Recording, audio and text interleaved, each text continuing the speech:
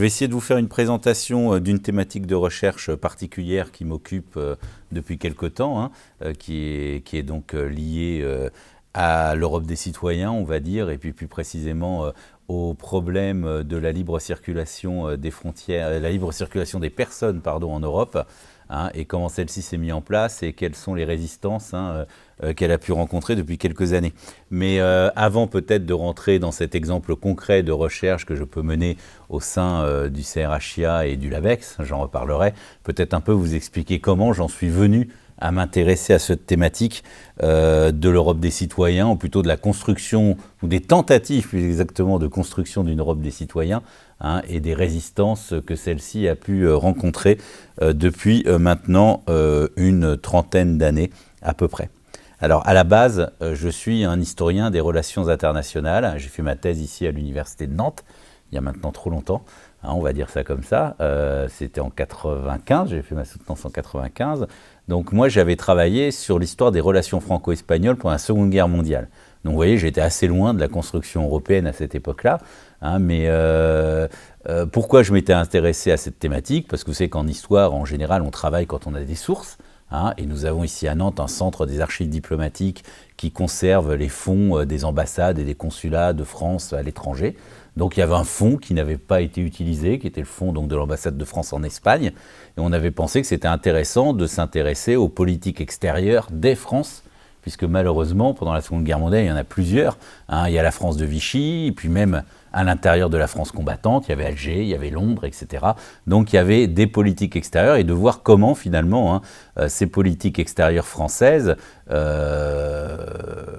quels étaient leurs résultats, quel était leur fonctionnement par rapport à un pays voisin, l'Espagne, qui elle-même était dans une situation très particulière pendant la Seconde Guerre mondiale, puisque dans une neutralité, mais qui était en même temps une non-belligérance, comme on disait à l'époque, c'est-à-dire une neutralité très clairement dirigée en faveur de l'Axe, avec une Espagne franquiste très clairement dirigée dans le camp germano-italien.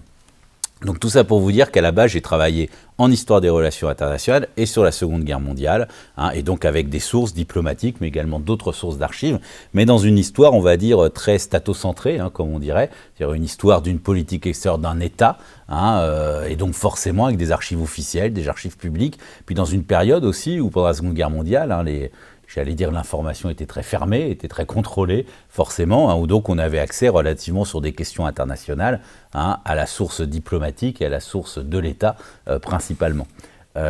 Sachant que, en tant qu'historien des relations internationales, je suis quand même dans une ligne beaucoup plus ouverte. Vous savez que l'histoire des relations internationales, depuis 30 ans, s'ouvre également à l'étude des dynamiques, des forces, comme on disait il y a 50 ans, maintenant on dit plutôt des dynamiques, qui influencent les prises de décision de toute unité, qu'elle soit politique ou non, qui participent aux circulations, aux échanges à l'intérieur du système international, ou on dirait du monde, finalement, dans sa globalité. Donc voilà mon origine, ma recherche de départ, elle était là, et quand j'ai fait mon HDR un petit peu plus tard, j'ai continué à travailler sur cette politique, sur ces relations franco-espagnoles, on peut dire ça comme ça, mais dans la période de la 4e République, je me suis notamment intéressé, j'ai un livre qui va sortir l'année prochaine, c'est pas le thème que je vous présente aujourd'hui, mais c'est un livre qui devrait sortir même dès 2014, incessamment j'espère, sur la politique menée, plutôt qui va s'intituler La 4e République, l'Espagne franquiste et l'indépendance du Maroc, donc dans les années 50, puisque là je me suis plutôt intéressé aux relations entre deux États, mais par rapport à un élément important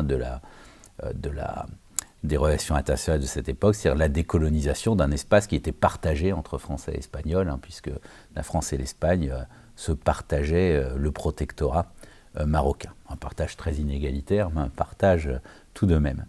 Donc, je continue à travailler sur les relations franco-espagnoles, notamment au Maroc, parce que je trouve que c'est très intéressant de voir comment finalement un pays peut être un enjeu entre deux pays européens. Et je travaille maintenant aussi sur les questions du Sahara, et notamment du grand sud, du grand nord-ouest africain, et justement comme enjeu là aussi des relations franco-espagnoles. Mais j'ai dévié également, et je me suis intéressé notamment à l'histoire de la construction européenne. Alors pour deux raisons principales. Pourquoi cette déviation?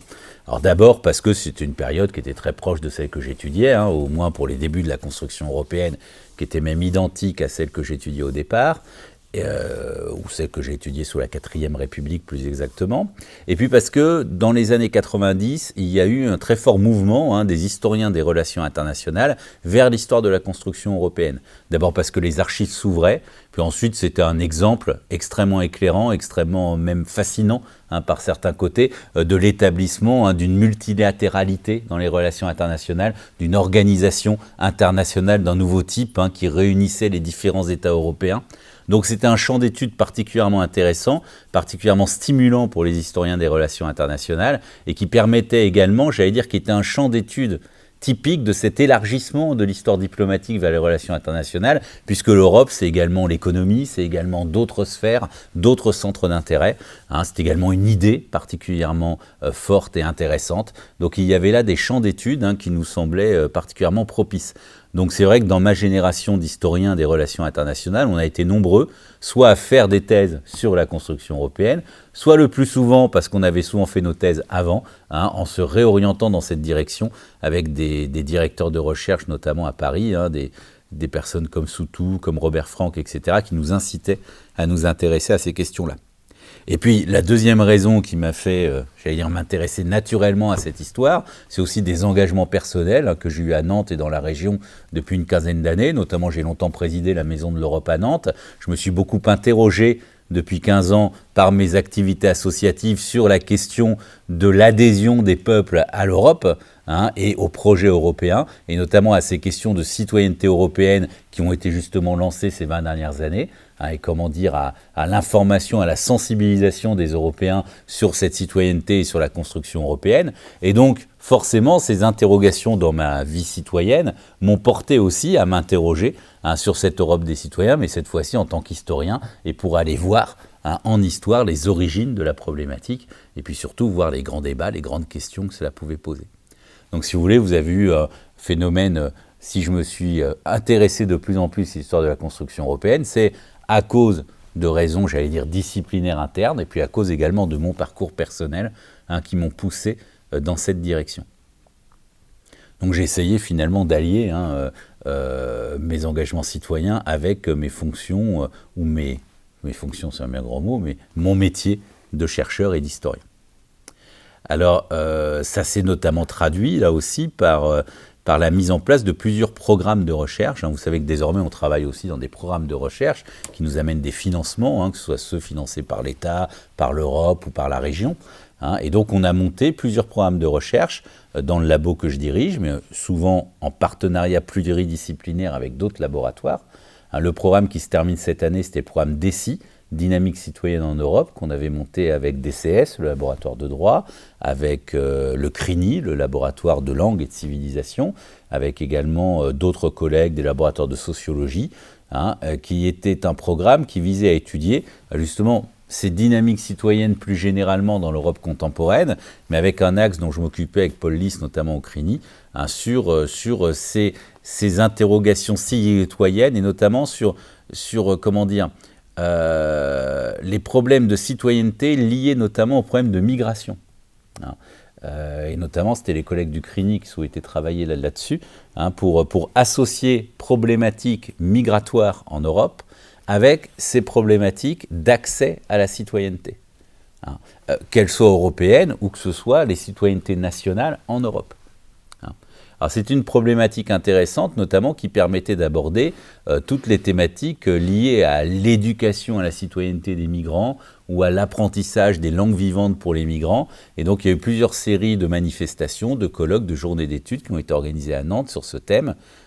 Et donc c'était une thématique stimulante et moi ça m'intéressait non pas sur le côté éducation à la citoyenneté nationale, mais plutôt sur le côté finalement émergence en même temps d'une citoyenneté européenne, ou en tous les cas tentative d'émergence d'une citoyenneté européenne, et d'essayer d'étudier aussi cette question de l'émergence d'une citoyenneté européenne dans le cadre donc de ce programme DECI, Dynamique citoyenne en Europe. Et puis on a également créé un autre programme, donc là j'en viens à ce que disait tout à l'heure Laure, un programme que l'on a créé là par contre avec des historiens de Paris, qui s'appelle le LABEX Aîné, écrire une histoire nouvelle de l'Europe, qui est un LABEX, un laboratoire d'excellence qu'on vous présentera donc jeudi prochain ici même, à 11 heures, je crois, le matin. Et qui est un programme de recherche d'historiens pour le moment, mais qui est peut-être à s'ouvrir, qui va certainement être appelé à s'ouvrir à l'interdisciplinarité, ici à Nantes, et qui vise là, à défricher de nouveaux champs thématiques sur l'histoire de l'Europe, et la citoyenneté, les mouvements citoyens sont également là aussi un champ intéressant, bien que ce ne soit pas celui dont on s'occupe prioritairement à Nantes, mais je vous expliquerai ça jeudi prochain. Donc on a des programmes, on a des dynamiques collectives, on a aussi des moyens pour travailler dans ces directions-là. Alors voilà un peu la première petite introduction sur le parcours pour vous expliquer en fait comment finalement un chercheur peut évoluer dans ces problématiques et venir à des sujets de recherche sur lesquels il n'était pas forcément naturellement porté au démarrage. Alors certes, on ne se refait pas. Et je ne me refais pas non plus, parce qu'on peut évoluer, mais on ne peut pas non plus se transformer en totalité. Donc il est vrai que j'essaye de voir, là aussi, cette émergence de la citoyenneté européenne à travers, les résistances qu'elle rencontre, et notamment les difficultés, de mettre en place ce système de citoyenneté européenne dans le cadre des États-nations européens, et de voir notamment au travers de l'exemple français quelles résistances, quelles difficultés cette citoyenneté européenne peut rencontrer, et notamment dans l'étude que je vais vous présenter ici, dans un premier temps, au sein de l'État ou de l'appareil d'État ou du monde politique français, sachant qu'on pourrait aussi, bien entendu, s'intéresser par exemple aux ONG ou alors à d'autres réseaux. D'ailleurs, question que je peux aborder souvent, on en reparlera dans cette présentation. Alors, en fait, si vous voulez, ce problème de la citoyenneté européenne, d'abord on a l'impression, dans un premier temps, on a un peu l'impression que ça ne commence qu'à partir du moment où on crée la citoyenneté européenne. C'est au traité de Maastricht en 1992 qu'est créée cette citoyenneté européenne. Mais d'abord, la première chose intéressante pour un historien des relations internationales et pour un historien de la construction européenne, c'est de voir qu'on n'a pas attendu la création de la citoyenneté européenne pour s'intéresser à la thématique citoyenne dans la construction européenne. C'est-à-dire la première démarche, la première chose, c'est qu'avant l'Europe des citoyens, avant la citoyenneté européenne, il y a eu une politique ou des politiques qui ont été mises en place sur ce qu'on a appelé l'Europe des citoyens, c'est-à-dire sur une thématique dont on parle très souvent dans l'actualité, ça revient comme un leitmotiv, l'Europe, l'Union européenne, et puis à l'époque la communauté européenne, c'est des machines technocratiques, entre guillemets, éloignées des Européens, et finalement éloignées des préoccupations des citoyens européens, dans un processus bien peu démocratique, pense-t-on. Donc ça, c'est ce qu'on entend dans l'actualité tout le temps, même de plus en plus ces derniers temps, et c'est quelque chose qui ne date pas, une préoccupation qui ne date pas de l'Europe, de la citoyenneté européenne en elle-même. C'est une préoccupation qu'on rencontre, et c'est un thème qu'on rencontre dès les années 70, où finalement on se rend compte, ou plutôt les États se posent la question, bien voilà, on a créé une communauté européenne qui, par la force des choses, s'occupe principalement d'économie. Je dis bien par la force des choses, parce qu'au début, il y avait eu des projets d'unification politique, mais qui sont tombés à l'eau, on va dire, dès le début des années 50, notamment en 1954. Donc ce processus d'unification essentiellement économique, il s'est construit dans une sphère technocratique, administrative extrêmement complexe. Et dès le début des années 70, les États européens se disent, l'objectif, ça va être maintenant de rapprocher cette construction des citoyens, notamment si on veut en faire, ou si on veut faire en sorte que ça redevienne un vrai projet d'unification politique. Et on voit, dès les années 73-74, émerger cette notion d'Europe des citoyens. Donc, premier constat, c'est qu'il y a eu une préoccupation, depuis le début des années 70, de rapprocher l'Europe des citoyens. Donc, c'est pas nouveau. Mais la deuxième question qu'on peut se poser, c'est plus que la question se pose toujours aujourd'hui, c'est qu'on n'est pas franchement arrivé à établir des politiques satisfaisantes dans ce domaine-là. Autrement, on n'en parlerait plus aujourd'hui, ou ce serait devenu une préoccupation secondaire. Donc le premier champ d'étude, c'est, ces tentatives, au moins dans les années 70-80, de faire se rapprocher l'Europe des citoyens. Et quelles sont ces tentatives, puis pourquoi les résultats de ces tentatives ont été ou sont extrêmement faibles, ou en tous les cas peu perceptibles. Alors ça, c'était, j'allais dire, c'est un premier champ d'études, hein, comment on essaye de mettre en place cette Europe des citoyens, quelles sont également les résistances que ça rencontre et pourquoi finalement ça ne fonctionne pas très bien. Et dans ce cadre-là, j'allais dire, l'établissement de la citoyenneté européenne en 1992, c'est pas le début d'un processus, j'allais dire, c'est la finalité ou c'est la cerise sur le gâteau. En tous les cas, c'est la, j'allais dire, la mise en place, le processus ou le procédé ultime que l'on trouve pour tenter de rapprocher cette Europe de ses citoyens. Hein, c'est-à-dire établir une véritable citoyenneté européenne. Donc du coup, pour l'historien que je suis, c'est pas forcément un départ, la citoyenneté européenne, c'est plutôt la fin d'un processus qui dure depuis le début des années 70, qui dure une vingtaine d'années, et qui vise à promouvoir cette Europe des citoyens et à rapprocher les citoyens de la construction européenne. Alors on essaie de le mettre en place progressivement, il y a de multiples tentatives qui sont faites, d'ailleurs certaines très symboliques, comme par exemple l'élection du Parlement européen au suffrage universel en 1979, hein. Là aussi c'est donner des droits politiques aux citoyens européens, ou en tous les cas aux citoyens des pays européens qui composent la communauté. Et puis, on va voir émerger progressivement cette notion de citoyenneté européenne dès le début des années 80 au Parlement européen, puis ensuite en 1992 dans le traité de Maastricht.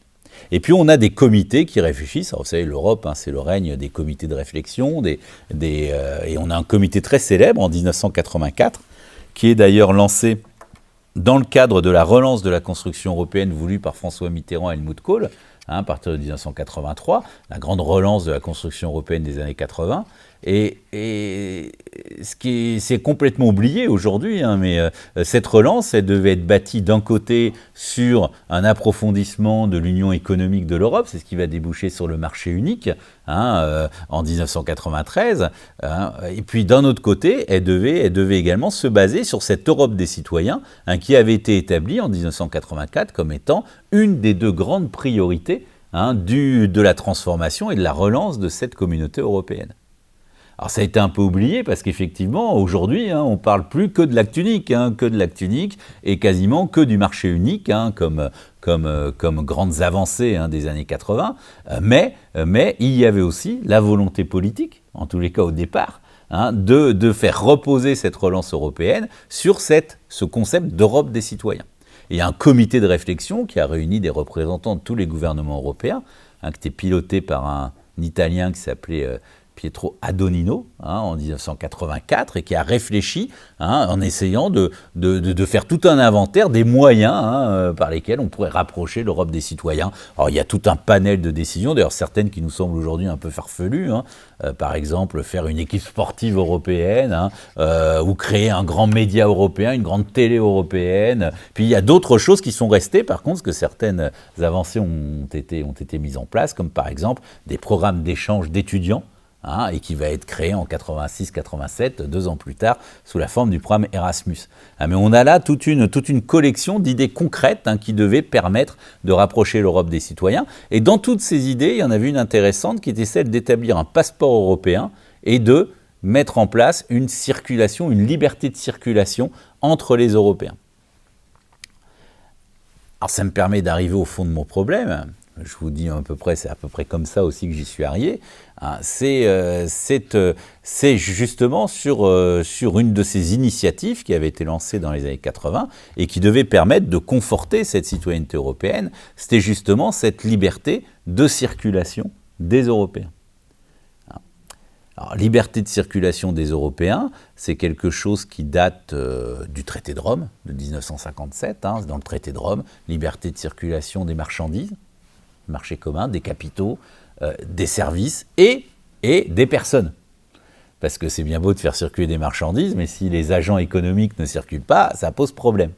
Hein. Mais bien entendu, cette liberté de circulation, elle est établie comme un droit, hein, entre agents économiques. En 92, avec la citoyenneté européenne, cette liberté sera élargie à tous les Européens. Hein, et pas seulement aux agents économiques, aux travailleurs. Parce que dans la communauté économique, on réfléchit d'abord aux agents économiques ou aux travailleurs. Hein, mais elle sera donc élargie à tous les Européens. Mais cette liberté de circulation, c'est un principe, mais encore fallait-il que ça rentre dans les faits. Hein, et à partir de 84, on va s'interroger sur comment faire en sorte que les Européens puissent circuler librement sans contrôle aux frontières, hein, sans devoir montrer leurs papiers, sans devoir être contrôlés. On se posait la même question d'ailleurs pour les marchandises aussi, hein. C'est intéressant de le voir parce que les marchandises elles circulaient sans droit de douane depuis 1968, hein, depuis la fin de l'établissement du marché commun, mais il y avait toujours des contrôles douaniers, des papiers, des formulaires qu'il fallait remplir, hein.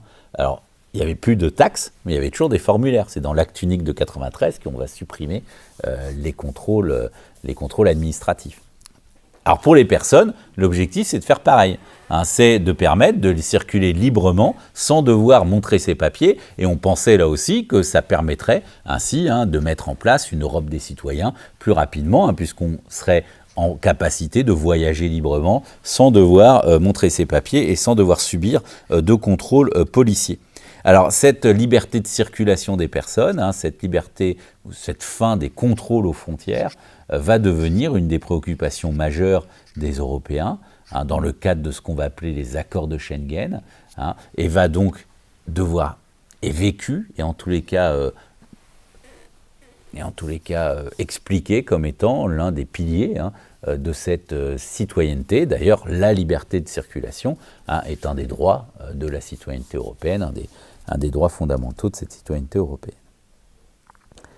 Alors, l'idée, donc, ensuite, après avoir essayé de percevoir cette Europe des citoyens en général, j'avais fait un article là-dessus dans la revue Relations internationales déjà, qui est paru en 2009, hein, l'idée était de m'intéresser donc à cette liberté de circulation, à ces accords de Schengen, et d'essayer d'étudier les résistances à la mise en place de cette liberté de circulation. Hein, est-ce que ça s'est mis en place facilement, hein, qui est-ce qui a essayé de promouvoir cette mise en place de ces accords? Comment est-ce que dans la pratique on les a mis en place? Et finalement, est-ce que des résistances, hein, ont vu le jour contre ces accords de Schengen et contre cette liberté de circulation?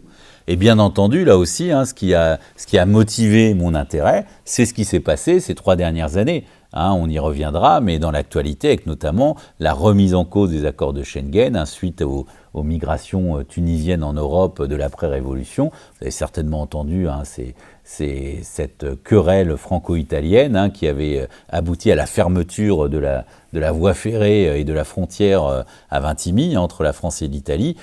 Et donc là aussi, on avait bien vu que on avait le sentiment, hein, que ces accords de Schengen n'étaient toujours pas, hein, acceptés, ou en tous les cas qu'ils étaient remis en cause par, dans un premier temps, des États, et dans un second temps également par certaines ONG, hein, notamment celles qui au contraire, hein, estimaient que cette Europe de Schengen posait des obstacles supplémentaires à la liberté de circulation, notamment des migrants.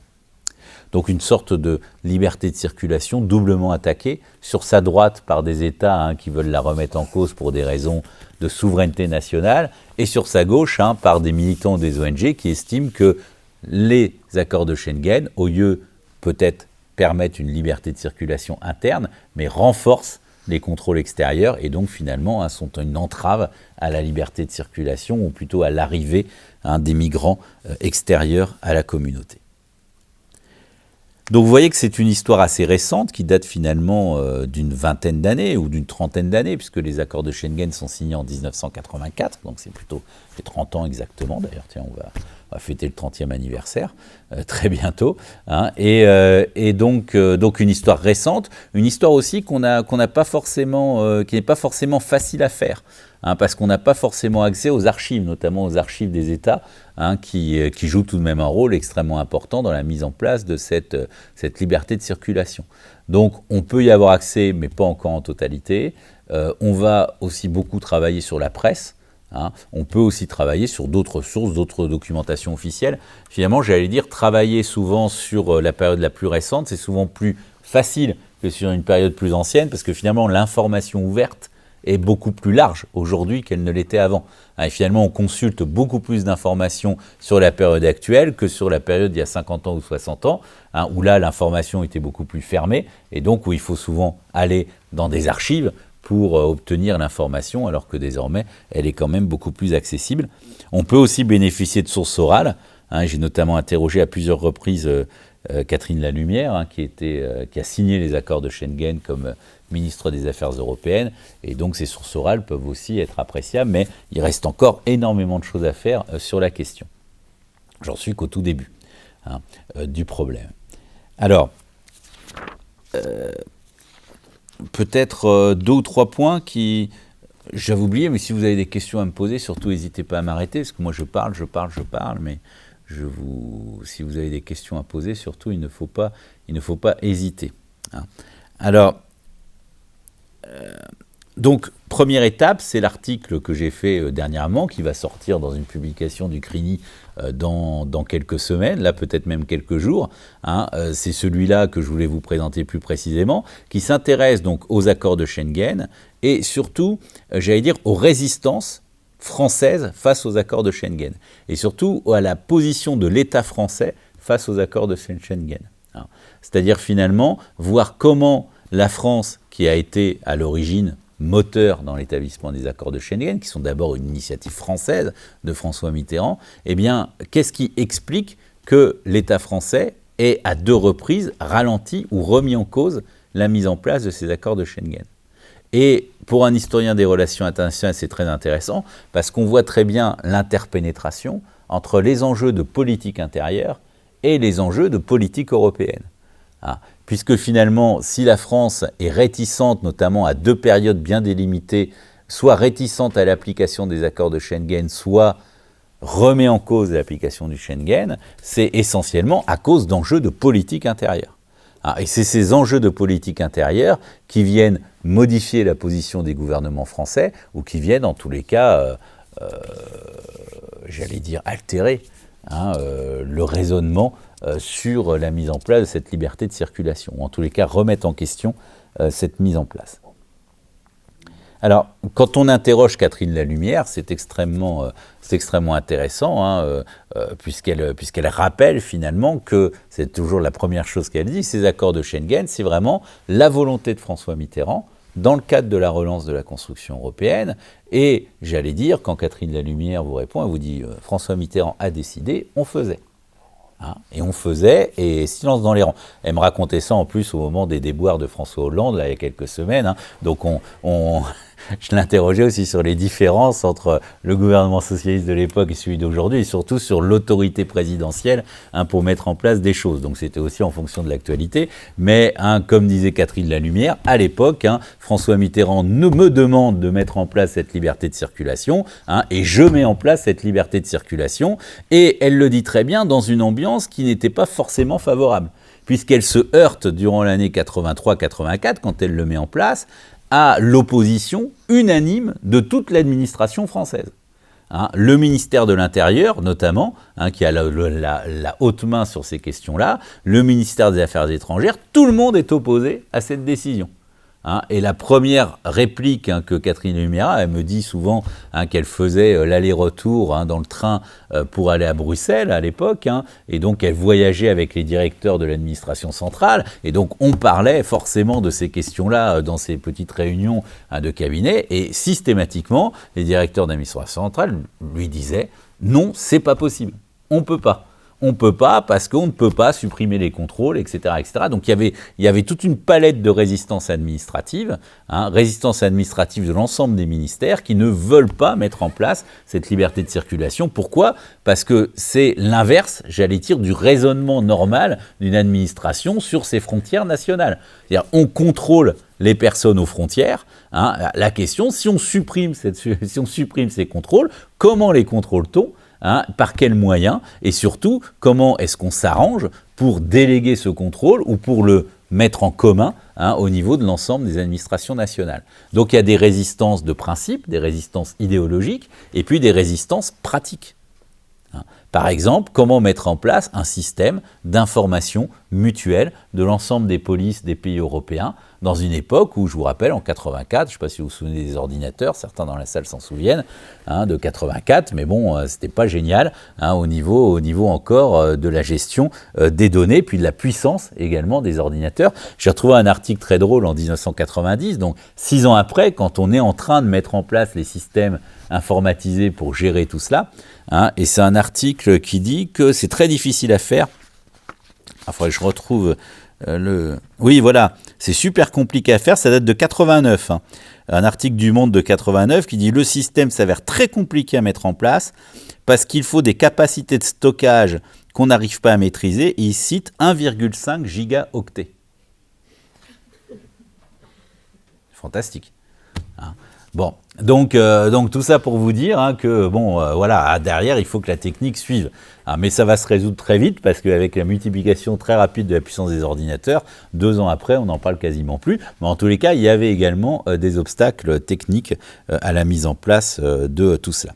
Alors, donc, obstacle administratif, obstacle idéologique, obstacle de principe, ça donne quoi? Ça donne que les accords de Schengen sont signés en 1984, mais par contre, en 1985, pardon, c'est d'autres accords qui sont en 1984, donc 14 juin 1985, on signe les accords de Schengen, et il faudra près de 5 ans, un peu plus de 5 ans, pour signer les conventions d'application. C'est-à-dire 5 ans pour que les administrations se mettent d'accord sur des systèmes qui permettent, en fait, de maintenir des contrôles tout en supprimant les contrôles existants, mais de maintenir en réalité un système de contrôle, mais ce qu'on appelle le système de contrôle aux frontières extérieures des pays membres des accords de Schengen.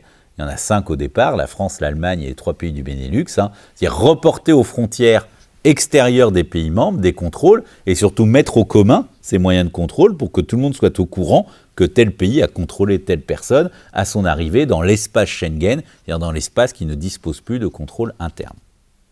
Alors c'est ça qui pose problème, et c'est cette disposition-là qui pose question. Et ça pose d'autant plus problème que les États n'ont pas en réalité confiance en eux. Parce qu'un système comme ça ne peut fonctionner que sur une confiance entre administrations. Or le problème, c'est que non seulement on manque de moyens techniques, mais en plus on ne fait pas forcément confiance, j'allais dire, à la police allemande pour faire le contrôle à ces frontières qui sera ensuite valable par l'administration et reconnu comme valable par l'administration française.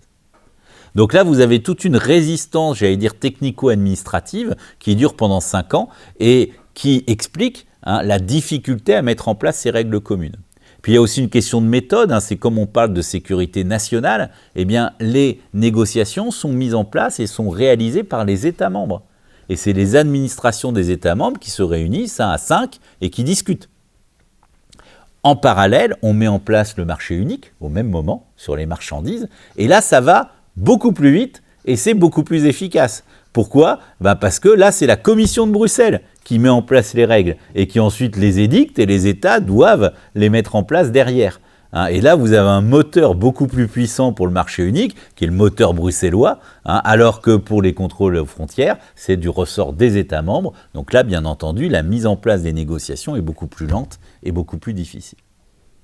Donc 5 ans de négociations pour permettre la mise en place de la convention d'application qui prévoit précisément la mise en place et les contrôles à mettre en place aux frontières extérieures. Alors je n'ai pas le temps ici de vous raconter en détail les accords, mais tout ça pour vous dire que cet échange de données informatisées, ces droits d'asile, droits de suite, etc., autant de questions qui posent problème, qui mènent à une convention d'application plus lente, puis qui est même ralentie entre 89 et 90 par la chute du mur, paradoxalement, parce que le fait de la chute du mur entraînant une modification là aussi radicale des contrôles en Allemagne et la réunification de l'Allemagne, pose à nouveau des difficultés supplémentaires. Alors, mais ça, c'est des difficultés techniques. Après, entre 93 et 96, en France, on va voir là des difficultés beaucoup plus politiques, pour non pas mettre en place les conventions d'application, mais pour mettre en place en réel la convention Schengen et l'espace Schengen. Puisque théoriquement, on devait mettre tout ça en place en 93. C'est-à-dire en même temps que le marché unique pour que les choses collent. On devait mettre tout ça en place en 93 et il faudra attendre 1996, donc plus de 3 ans, pour que la France adopte le système Schengen et pour que la France mette en place les accords de Schengen. Un des 6 premiers pays signataires. Donc 3 ans, là aussi, de résistance politique qui sont dus au contexte très particulier de ces années-là. Et qui sont dus à des contextes très particuliers, j'allais dire à des dynamiques qui viennent influencer le gouvernement français, et puis à côté, à des acteurs qui mettent une mauvaise volonté évidente, à cause de problèmes idéologiques, à mettre en place ces accords. Alors, quelles sont ces dynamiques qui sont à l'œuvre ? Eh bien, une première, c'est ce qui s'est passé justement à ce moment-là, en 92, avec la ratification des accords de Maastricht. Vous vous souvenez, il y avait déjà eu un référendum. Et un référendum difficile, qui avait posé problème. Et en France, on avait adopté les accords de Maastricht à une très petite majorité, 51% des voix. Après un débat où d'ailleurs la thématique principale était la thématique souverainiste. Vous vous souvenez des débats entre Philippe Séguin, François Mitterrand à la télé, etc. C'était les thématiques souverainistes. L'Europe de Maastricht allait, venait pour les souverainistes, étaient des accords qui remettaient en cause la souveraineté nationale, qui remettaient en cause l'indépendance nationale. Et d'ailleurs, les accords de Schengen étaient là aussi vus comme étant une menace à cette sécurité, à cette indépendance, à cette souveraineté. Or, le fait que les accords de Maastricht soient ratifiés à une très faible majorité, le fait également que le camp souverainiste, notamment une partie du RPR de l'époque avec Philippe Séguin, Charles Pasqua, fasse partie du camp qui gagne les élections législatives un an plus tard, en 1993, avec une droite qui était très divisée sur les accords de Maastricht, on va dire l'aile réformatrice, plutôt libérale du RPR de l'époque, avec Chirac, Balladur, Juppé, qui était favorable, et puis Pasqua, Séguin, etc., qui eux étaient opposés. Donc il y avait un clivage très fort dans la droite. Mais en 93, aux élections législatives, où la droite gagne, c'est le raz-de-marée de la droite aux élections législatives de 93, c'est les pires élections législatives de l'histoire pour le Parti socialiste, qui vit une véritable déroute électorale à ce moment-là. Donc c'est la droite qui arrive en force au Parlement, qui a une majorité, j'allais dire, super absolue, en tout cas très absolue, mais avec dans son sein des personnalités qui ont défendu le non à Maastricht et qui sont très réticentes sur l'intégration communautaire. Charles Pasqua devient ministre de l'Intérieur et un des poids lourds du gouvernement d'Édouard Balladur entre 93 et 95. Philippe Séguin préside l'Assemblée nationale. On retrouve donc dans le gouvernement d'Édouard Balladur un des opposants au traité de Maastricht. Et finalement, les 51%, certes, ont permis aux accords de Maastricht de passer, mais ont aussi renforcé ce camp. Ensuite, en obligeant le gouvernement de droite à tenir compte de la pensée et puis des idées de ces hommes politiques-là. Et j'allais dire sur la question des contrôles aux frontières, le ministre qui a autorité, c'est le ministre de l'Intérieur. Et c'est pas franchement quelqu'un de favorable à l'Europe, c'est le moins qu'on puisse dire.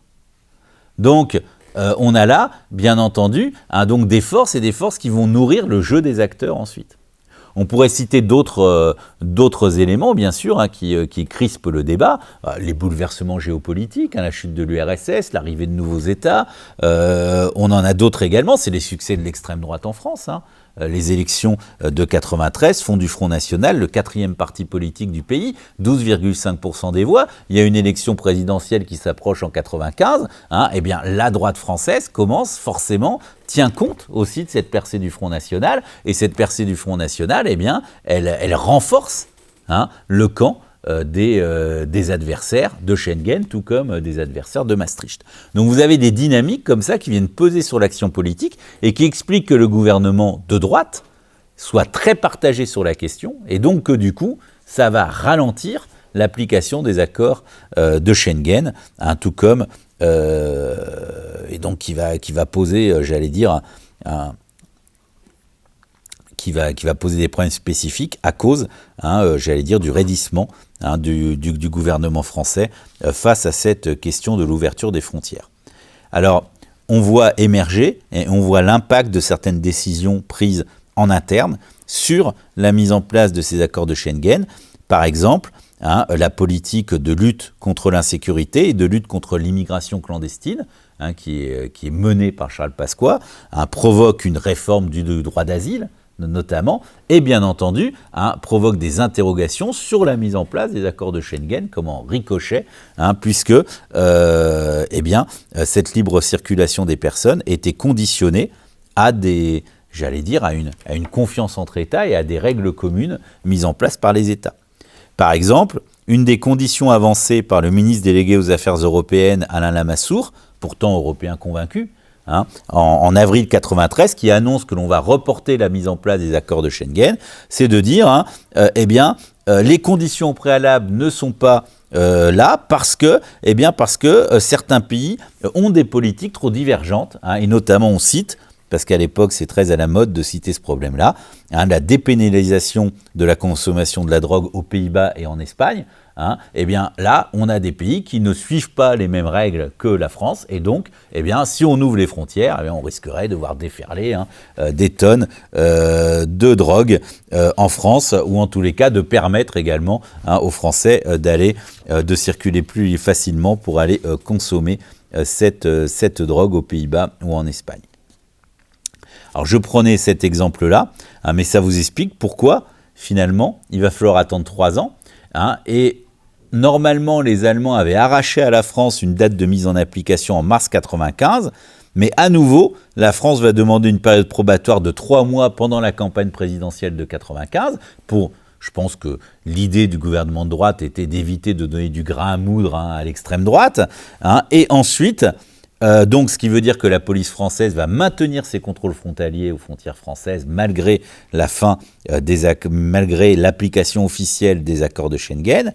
Et puis là, après l'élection de Jacques Chirac, eh bien, le nouveau gouvernement d'Alain Juppé va faire jouer à nouveau une clause de sauvegarde, c'est-à-dire pour maintenir le contrôle aux frontières, et ça va durer jusqu'en 1996. Et la vague d'attentats terroristes qui secoue la France à l'automne 1995 ne va faire qu'amplifier les résistances à l'ouverture de ces frontières au nom de la lutte contre le terrorisme. Donc vous voyez que l'on a là des résistances de la France à mettre en place ces accords. On attend le dernier moment, on attend pendant plus de 3 ans.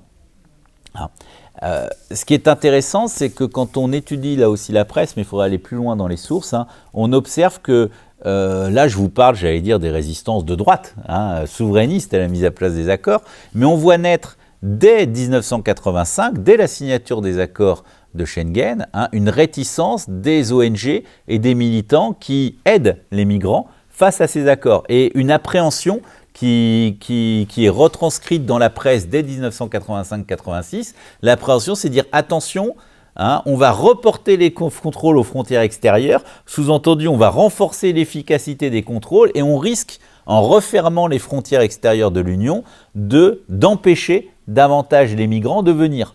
Et notamment les migrants qui réclamaient l'asile, qui avaient l'habitude souvent de réclamer le droit d'asile dans plusieurs pays européens, alors que forcément avec un seul espace Schengen, on n'aurait plus le droit de le faire, et donc il n'y aurait plus que la possibilité de demander le droit d'asile dans un pays qui ensuite s'appliquerait dans les autres pays de l'espace Schengen. Donc très rapidement, dès les années 85-86, on a des appréhensions et des résistances du fait des organisations qui accompagnent ou qui aident les migrants, et notamment qui aident les migrants clandestins, et qui pensent que ces accords de Schengen risquent là aussi finalement de renforcer l'accès des extérieurs à l'Union, ou de renforcer les contrôles à l'accès des extérieurs à l'Union, des étrangers dans les pays membres de la communauté puis de l'Union européenne. Excusez-moi, oui. Est-ce qu'il y avait des voix un peu discordantes dans les partis de gauche et d'extrême gauche à l'époque sur l'intégration européenne? Alors dans les partis de gauche, oui, mais pas sur cette question-là. Pas sur cette question-là. En tous les cas, il n'y a pas d'opposition organisée aux accords de Schengen de la part des partis de gauche, par exemple du Parti socialiste ou même Parti communiste. Je n'ai pas vu véritablement, si ce n'est le relais de ces craintes de voir une Europe qui pourrait se fermer par une application stricte des contrôles aux frontières extérieures. Mais l'opposition que j'ai vue est plutôt une opposition des ONG ou des associations qui militent pour le droit des migrants clandestins ou qui cherchent à accompagner les migrants clandestins en France. C'est plutôt là que l'on voit ces appréhensions. On ne sent pas, par exemple, je n'ai pas vu dans les débats à l'Assemblée nationale en 92-93 de relais véritable de ces appréhensions par les orateurs socialistes, par exemple. Alors peut-être qu'il faudra aller voir plus précisément dans les partis d'extrême gauche ou au Parti communiste pour voir si là, on retrouve cette appréhension, notamment dans les programmes politiques, par exemple. Là, j'avoue que je n'ai pas fait la recherche. Mais il faudrait voir si les relais fonctionnent de ce côté-là. Faut dire aussi qu'on n'est pas encore dans l'application, puisqu'il va falloir attendre 96 pour voir l'application.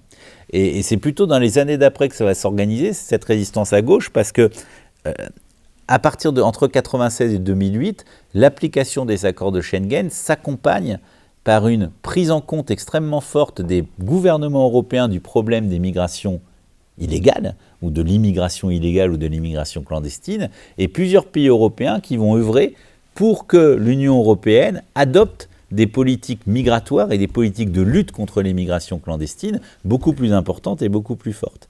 Et c'est là où véritablement le thème de l'Europe Schengen, l'Europe fermée, l'Europe fermée aux migrants, va commencer à émerger, ou va émerger en tous les cas beaucoup plus fortement. Notamment à partir de 1998, parce qu'au traité d'Amsterdam en 1997, les accords de Schengen sont intégrés véritablement dans l'Union européenne, et à partir de ce moment-là, on va mettre en place ce qu'on appelle l'espace de liberté, de sécurité et de justice, et on va mettre en place une politique migratoire de l'Europe, alors qui n'est pas très efficace, il faut bien le dire, mais avec la volonté de certains États de voir l'Europe renforcer ses contrôles extérieurs à ses frontières extérieures, de manière à empêcher l'arrivée d'immigrants clandestins. Et notamment, on va voir par exemple un pays comme l'Espagne, avec son nouveau chef de gouvernement, José María Aznar, qui entre 2000 et 2002 plus précisément, au moment où l'Espagne va prendre la présidence de l'Union européenne, notamment en 2002, va mettre en place véritablement une politique qui vise à renforcer les contrôles aux frontières. Le gouvernement français va relayer également à cette époque-là. Plusieurs gouvernements vont le faire, ce qui explique par exemple la création en 2004 de l'agence Frontex, qui vise justement à donner les moyens aux États membres de renforcer leur contrôle aux frontières. Il faut dire que l'arrivée des pays d'Europe centrale et orientale, avec le grand élargissement de 2004, donnait aussi beaucoup de craintes de ce côté-là, puisque ça voulait dire qu'on allait repousser les frontières extérieures de l'Union aux frontières de la Pologne, des pays baltes, etc., voire de la Roumanie, de la Bulgarie un peu plus tard. Et donc on voulait aussi donner à ces pays les moyens de réformer leur système de contrôle aux frontières par des moyens financiers et autres. Parce que l'agence Frontex, l'Union européenne ne contrôle pas les frontières, c'est les pays qui continuent à contrôler leurs frontières extérieures. Mais bien entendu, l'Europe peut donner des moyens, notamment des soutiens financiers, pour que ces pays modernisent leur système de contrôle. Et c'est surtout à ça que sert l'agence Frontex, à donner des moyens pour moderniser et pour, renforcer finalement l'efficacité des politiques de contrôle aux frontières, notamment des nouveaux États membres. Alors, tout le monde a gardé des frontières extérieures, mais les frontières extérieures, maintenant, c'est les aéroports. Dans les pays qui n'ont pas de frontières extérieures. La France n'a pas de frontières extérieures, sauf dans les dom-toms. Mais en France métropolitaine, il n'y a pas de frontières extérieures théoriquement. Les seules frontières extérieures que l'on a, c'est les aéroports. Dans les aéroports, là, on a des frontières extérieures. Mais par contre, dans d'autres pays, bien entendu, il y a des frontières extérieures, palpables, soit maritimes, soit terrestres. Oui. Ça veut dire que les douanes ne sont pas inter-européennes, sont... Ah non, il n'y a pas de... Ah non, c'est une des difficultés majeures de ce système, que l'on a touché notamment quand on a beaucoup parlé du problème de Lampedusa ces derniers temps, c'est-à-dire le fait que finalement, ce n'est pas une communautarisation du contrôle des frontières extérieures. C'est-à-dire qu'on n'a pas créé un corps de douaniers européens ou un corps de garde-frontières européens ou de garde-côtes européens.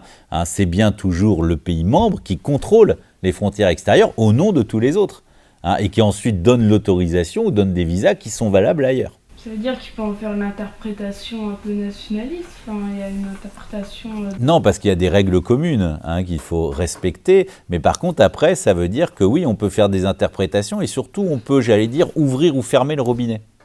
Alors c'est d'ailleurs ce problème-là qui a créé la crispation de 2008, qui est l'autre grand moment, mais on peut y revenir en deux mots, la crispation de 2008-2012, de la dernière période, qui est en fait due à des, d'un côté à des politiques intérieures de certains États membres encore plus sécuritaires, voulant encore plus lutter contre l'immigration illégale et clandestine et devenant, extrêmement sensibles à la problématique de l'arrivée d'étrangers et de clandestins dans leur pays. C'est le cas notamment en France. On voit monter crescendo la politique de Nicolas Sarkozy de 2008 à 2010 dans ce domaine-là, et qui, va encore plus se crisper en 2011-2012 à cause de l'arrivée des élections. Et puis, mais c'est le cas en France, mais c'est le cas dans beaucoup de pays d'Europe. Ce n'est pas le cas qu'en France. La montée des populismes en Europe, c'est quelque chose qui touche... quasiment une majorité de pays européens qui sont obligés de composer avec des extrêmes qui placent la question de la lutte contre l'immigration clandestine au premier rang de leurs préoccupations. Donc d'un côté, vous avez des États membres qui se crispent de plus en plus sur cette question et qui veulent de plus en plus renforcer les contrôles, renforcer leur politique sécuritaire. Puis de l'autre côté, vous avez une pression migratoire beaucoup plus forte que dans la période précédente, une pression migratoire aux frontières, d'ailleurs qui n'est pas forcément la pression migratoire là où on l'attendait, parce qu'on l'attendait beaucoup à l'est, et finalement elle est surtout au sud, elle est surtout au sud et qui se renforce notamment avec les révolutions arabes et les problèmes de déstabilisation politique des pays du sud de la Méditerranée. Et donc vous avez là, finalement, la rencontre entre, d'un côté, des politiques sécuritaires et de lutte contre l'immigration de plus en plus importantes, qui, idéologiquement, j'allais dire, remettent au devant de la scène des personnalités qui ont toujours été opposées à la construction de cette Europe. Si vous regardez, par exemple, le cabinet de Nicolas Sarkozy, qui gère toutes ces questions, entre 2008 et 2011, vous y trouvez des gens qui étaient tous au cabinet de Pasqua, dans la période dont je vous parlais tout à l'heure, Henri Guénaud, Claude Guéant, etc. C'est exactement les mêmes personnes. Donc si vous voulez, vous retrouvez les mêmes personnes avec exactement les mêmes opinions politiques, avec exactement les mêmes crispations. Je ne dis pas que c'est bien ou mal, c'est pas mon problème. Mais moi, en tant qu'historien, j'observe cela et j'essaie d'expliquer. Donc on retrouve les mêmes réflexes et donc on retrouve la même méfiance sur les contrôles exercés par les autres États et donc la même méfiance face à des accords de Schengen que finalement, ils n'admettent toujours pas parce qu'ils sont toujours dans la même politique de méfiance vis-à-vis des autres États, méfiance renforcée par la constatation aussi que face à la pression migratoire, certains États ont tendance soit à mal contrôler leurs frontières, ce qui est le cas par exemple pour la Grèce, je vous donne un exemple, ou alors à essayer d'ouvrir les vannes pour reporter le problème ailleurs. C'est le cas typique du gouvernement Berlusconi en 2011, qui face à l'arrivée des Tunisiens sur son territoire, Tunisiens qui sont quasiment tous en transit, qui veulent tous aller aux Pays-Bas ou au Belgique ou en France, et bien finalement décident d'accorder des visas pour les faire passer. Et sous-entendu, je me débarrasse du problème, et finalement plus vite je leur donnerai des visas, plus vite ils partiront. Et donc du coup, ce qui met, j'allais dire en fureur, ceux qui veulent, surtout qui n'arrivent pas. Donc voilà, donc tout ça pour vous dire que là aussi, donc vous voyez que dans cette seconde période de difficulté, on a des dynamiques qui sont à l'œuvre, notamment les révolutions arabes, la pression migratoire au sud, et puis vous avez également une dynamique qui est celle, j'allais dire, de la montée du populisme, de la montée des extrêmes, de la crispation identitaire des populations européennes face aux migrations extérieures, qui est un constat, j'allais dire, évident que l'on peut faire depuis une dizaine d'années. Et puis d'un autre côté, des hommes qui se retrouvent à la tête des pays et qui partagent une méfiance, j'allais dire, idéologique face à ces systèmes et qui vont donc profiter finalement de l'occasion pour les remettre en cause. Et la remise en cause en 2011 par le gouvernement français des accords de Schengen, donc sont dus en grande partie à cette méfiance, j'allais dire, on ne croit pas, chez des Claude Guéant, chez des Guénaud, ou comme on ne croyait pas chez des Pasqua, à l'efficacité de ces contrôles. Je crois qu'il y a une méfiance extrêmement forte, et on ne croit pas à l'efficacité des contrôles extérieurs. Alors, la décision donc, de 2011 est très intéressante, parce que quand on décide de fermer la frontière franco-italienne pour empêcher le passage de cette vague que l'on estime, d'ailleurs on fantasme beaucoup à l'époque, mais qu'on estime à plusieurs milliers de migrants tunisiens qui risquent d'arriver. Donc quand on décide de fermer cette frontière en 2011, c'est une fermeture très ponctuelle, les accords de Schengen autorisent des fermetures ponctuelles, mais pour des raisons d'ordre public, en concertation préalable. Par exemple, quand il y avait eu la Coupe du Monde de foot en Allemagne, il y avait eu des fermetures de frontières pour empêcher les hooligans d'aller dans les stades allemands. Donc les accords de Schengen prévoient des fermetures ponctuelles, mais elles ne prévoient pas des fermetures pour des causes de vagues migratoires ou de migration supposée. Donc la décision française était une interprétation extrêmement hasardeuse, mais extrêmement stricte des accords de Schengen. Et cette décision, donc d'abord, prouve finalement que les États européens, et notamment la France et l'Italie à l'époque, sont incapables de s'entendre pour gérer en commun un problème, puisqu'ils en sont rendus à fermer leurs frontières pour cela. Donc il y a bien une mésentente entre États pour gérer le problème migratoire à l'époque, et puis permettent dans le cadre d'une campagne politique forte en France, de remettre en cause les accords de Schengen comme étant finalement montrés comme étant la cause du problème, alors que ce n'est pas les accords de Schengen qui sont la cause du problème, c'est l'incapacité des États à gérer le problème à l'intérieur des accords de Schengen. Et l'incapacité des États à trouver des solutions communes à l'intérieur des accords de Schengen. Alors donc on retrouve dans les différents discours tenus par les responsables politiques français de l'époque ce thème, alors non pas la remise en cause du principe de Schengen, mais la volonté de réformer les accords de Schengen pour redonner aux États des possibilités de contrôle renforcé de la circulation des personnes. Et quand Sarkozy dit à l'époque, dans un discours, pour que Schengen vive, Schengen doit être réformé, d'abord c'est une menace sur Schengen en lui-même, c'est-à-dire si on ne réforme pas Schengen, on n'appliquera plus Schengen, puis c'est ensuite la volonté également, réformer Schengen derrière, c'est redonner plus de poids aux États pour qu'ils puissent rétablir plus facilement les contrôles aux frontières.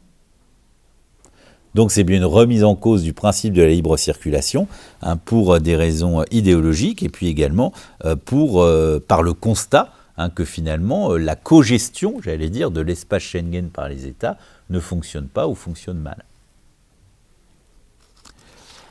Alors, je ne vais pas vous raconter en détail tout ce qui se passe en 2011 et en 2012, mais vous voyez bien que là aussi, on a des résistances politiques et des problèmes qui sont peut-être plus importants en 2008, entre 2008 et 2012, parce qu'ils ils arrivent à une remise en cause des accords en eux-mêmes, tandis que dans la période précédente, on avait bien des résistances à la mise en place du processus, mais finalement, on retrouve les mêmes fondements idéologiques, on retrouve la même méfiance, on retrouve également tout ce qui fait la précarité du système Schengen. Et vous touchez bien le problème tout à l'heure, mais c'est le problème pour toutes les décisions européennes depuis 20 ans. C'est-à-dire que d'un côté, on communautarise des problèmes, on met en place des politiques communes, mais de l'autre côté, on ne donne pas les moyens collectifs de gérer ces politiques communes. Et par là même, forcément, il suffit que les États ne s'entendent plus ou soient incapables de gérer des crises pour remettre en cause l'ensemble du système qui dépend éminemment de la bonne volonté des États pour fonctionner.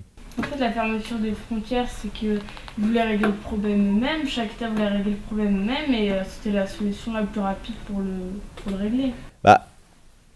Ce qui est décidé, en fait, à la réforme des accords de Schengen qui ont été votés l'année dernière, en 92, c'est de permettre, finalement, aux États d'élargir les possibilités de mise en place de contrôle aux frontières par les États membres des accords de Schengen, c'est-à-dire que les circonstances exceptionnelles, comme on dit, qui permettent de reprendre les contrôles aux frontières, sont élargies et que les périodes de remise en place des contrôles des frontières sont plus longues que celles qui étaient prévues initialement. Donc, en fait, les accords de Schengen ne sont pas remis en cause. La réforme permet aux États membres de rétablir plus facilement leur contrôle aux frontières en cas de risque ou de problème. Ce qui est aussi le constat, finalement, partagé par tous, que cette cogestion globale peut être défaillante, ou en tous les cas, l'est souvent. Ça a été voté par l'Union européenne, en fait ? Alors, c'est compliqué, ça a été mis en place par le Conseil et ça n'a pas fait l'objet d'un vote. C'est un peu complexe, une procédure législative un peu complexe, mais qui, à ma connaissance, n'a pas encore fait l'objet d'un vote définitif. Voilà. Mais en tous les cas, d'un accord entre les États.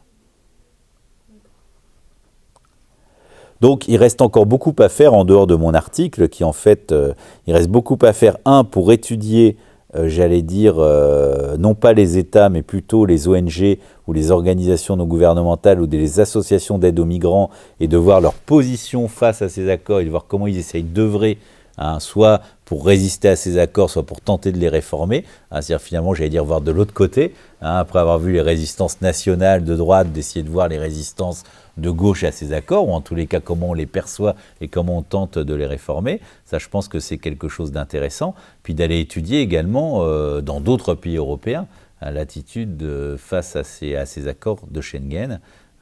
Mais bon, on pourrait multiplier les chantiers. Puis je pense qu'il y a aussi beaucoup de sources officielles qui nous manquent, notamment les sources des ministères français, notamment du ministère de l'Intérieur, dans les années 93-96 qui pourraient nous permettre de véritablement déceler la stratégie réelle menée pour retarder la mise en application des accords. Parce que derrière la documentation officielle, on a le plus souvent que des principes de façade ou des décisions, mais on n'a pas, j'allais dire, la stratégie interne de mise en place de cette politique de retardement.